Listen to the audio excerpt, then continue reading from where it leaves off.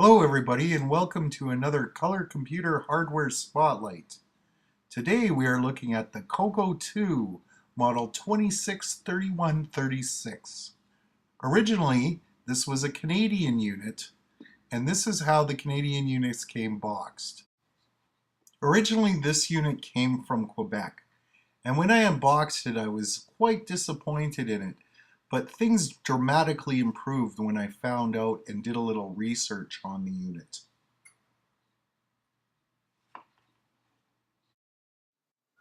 The Model 36A was the first CoCo to be produced in Korea, and by this time Tandy had nailed the manufacturing and the cost effectiveness down on these boards. And once I open it up, we'll explain why. Originally, these units shipped with only 16K of RAM and the extended basic in one ROM chip. Now, I was disappointed because of the communication breakdown with the French seller that I was apparently thinking that this was a 64K unit. And when I had opened it up, I realized that it was only a 16K unit. Now this was not the seller's fault, but my lack of actually asking him and translating to see what it actually was. And I also assumed that he would actually have no idea of how much memory that this thing actually held.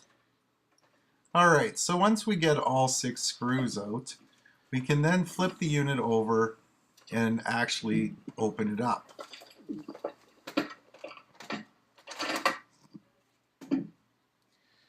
Once we remove the cover and the keyboard, you can actually see how small this motherboard actually is. To remove the keyboard, all you have to do is lift straight up on the Mylar strip. There's no little interlocking connection like they have on the Amiga. So now that we got the keyboard aside, you can actually see how small this motherboard is. If we zoom in here enough, we can see that the actual length of this motherboard is 9 inches and the depth is about 7 inches.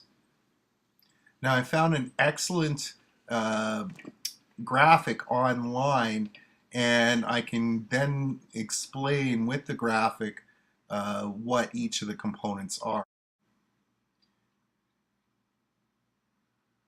So here we have the CPU. It's just the regular 6809 CPU that Tandy was using since day one. Here we have the ROM. This is the first time Tandy put the extended ROM in one ROM package instead of 2. Here we have the regular video display chip or VCD, same one that they've been using in the CoCo 1s. It's not the extended one. And the PIAs. Now I'm not sure if both of these chips are PIAs because I can't find the part numbers on one of them. And here's the SAM. The SAM's actually socketed on this unit. I'm not sure exactly why they would leave this one socketed. Here are the RAM sockets. They either hold 2 8K RAMs or 2 32K RAMs. And here are the expansion risers for more RAM expansion, but we'll get into those a little bit later. So here we're going to take the motherboard out and actually do some cleaning on the unit. Alright, there are 4 screws basically to take the motherboard out. You can see that there's a lot of cobwebs here. There's actually actual dead critters sticking to the RF shielding here. So we're going to clean that all up and then we're going to come back later. Also, I'll show you how to remove the power supply here. It's simply 2 little screws on each side and unloop the power cord right from the unit. Power cord's kind of snaked in the back and I can't really get a good close-up shot of it, but if you look online you can see how it's actually snaked through. Be careful when you lift up the power supply because sometimes the cage slips apart and then you just have pieces all over the place. This cage, obviously, the little tabs weren't bent over properly, and it was just slapped together. And when it's screwed down, everything's fine, but when you try to pick up the whole unit at once, the bottom falls out.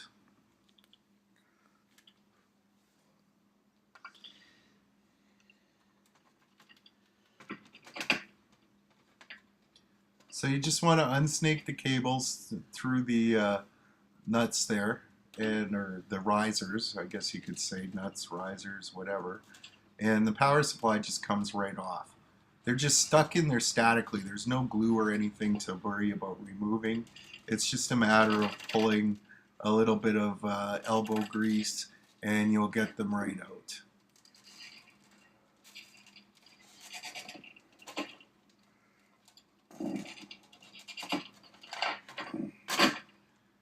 Yeah, see the bottom fell out there, but that's not a big deal. It just pops right, the cage pops right off of the transformer. So we can put that aside and we can start cleaning up the mess. You want to see an expanded view of the transformer. Here we go. Nothing really exciting.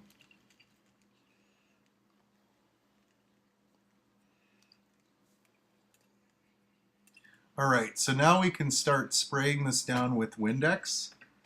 Put that all aside, and paper towels. And to get the scuff marks out, we're using a Mr. Clean Magic Eraser.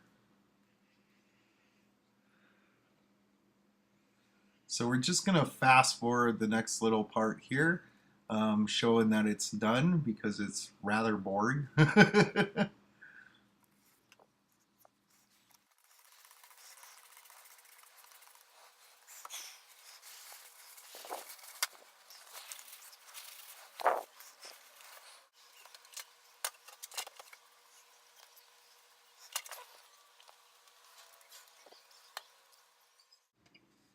Alright, so now you can see we're getting at some of these scuff marks here.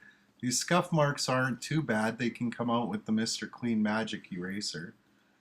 And so hopefully we can clean this up pretty good. There's not much yellowing to this part, this case. It's just a little tiny bit on the top under the slope up front. But like I said, this is a Canadian unit, and all the Canadian units I've seen has this grill on the side. It's actually like a piece of bug screen. It's not metal, so I can't see it being RF shielding, but it's glued and it's got the little plastic clips in between to hold it in. So like I said in an earlier video, I believe it was a Canadian law to prevent kids from sticking dimes and coins in there and stuff like this, but I'm not actually too sure. I don't think it provides any RF shielding whatsoever. So we're just going to spray all this down and go over it with the toothbrush and again with the magic eraser. Alright, so you can see the major scuff marks here. Like I said, a lot of this stuff is actually pretty easy to get out. It just takes a little bit of elbow grease. And you will see that there's a little bit of yellowing here. And nothing that Retro Bright can't take out, but it's not really anything noticeable. And there's a lot of dust and debris in the middle of the slots in the screen here. So what I'm going to do is, like I said, I'll take a toothbrush to the whole entire surface and scrub it all down.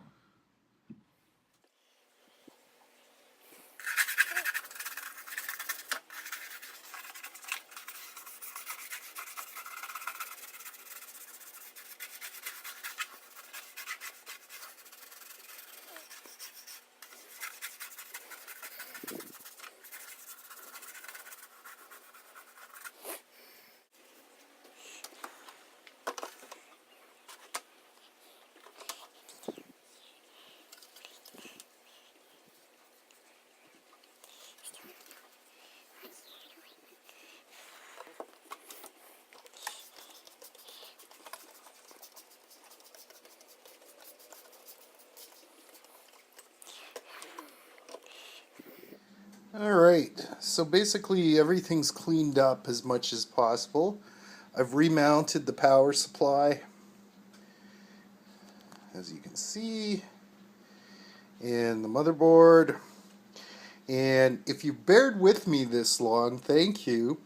And now we're going to upgrade this to 64 kilobytes of RAM. Now, by this time, Tandy had cost reduced this board so much that the upgrade for this is very simple. Now, there's two different ways to upgrade this. You see these motherboard extenders for a daughter board, and they would give you 4 more of these 8 megabyte chips.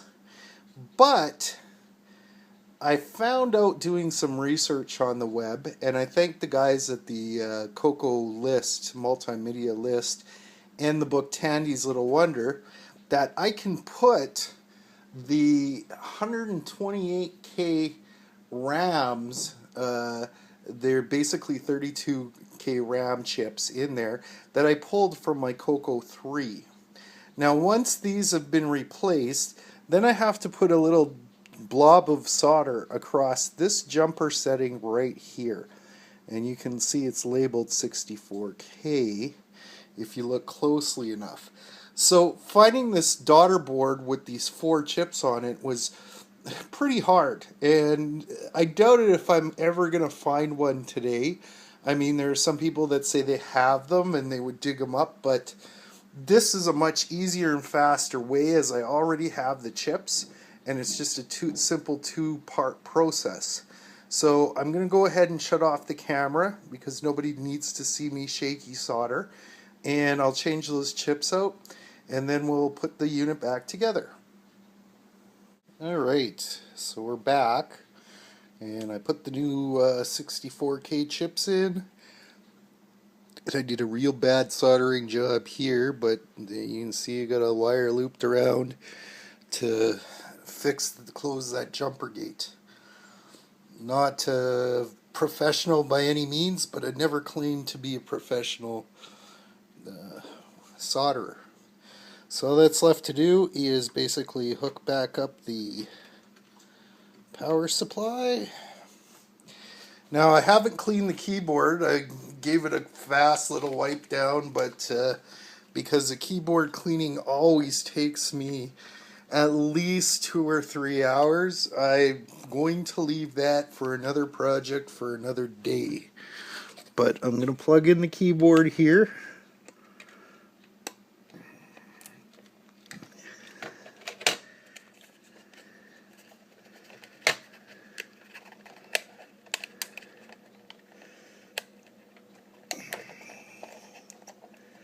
And I don't like the way that's sitting in there.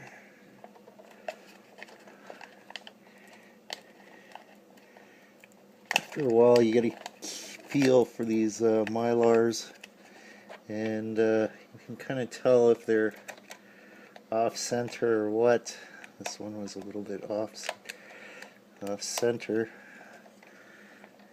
If the edge is a little bit bent like that, you can usually take scissors and trim the first little tiny bit off. Now that seems good and firm in there.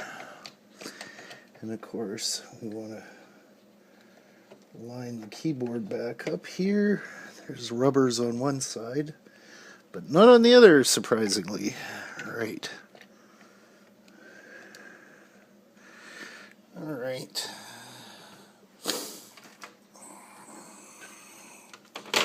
So, just button her back up, and that's about it for this video.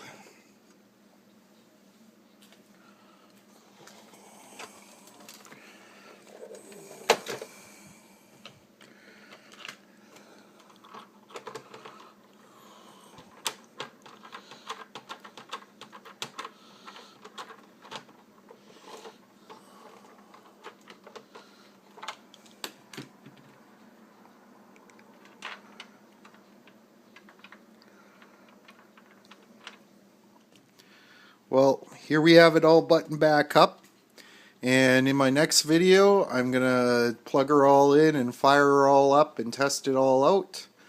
And so this has been another hardware close-up, and I hope you found it enjoyable. And until next time, have a good one.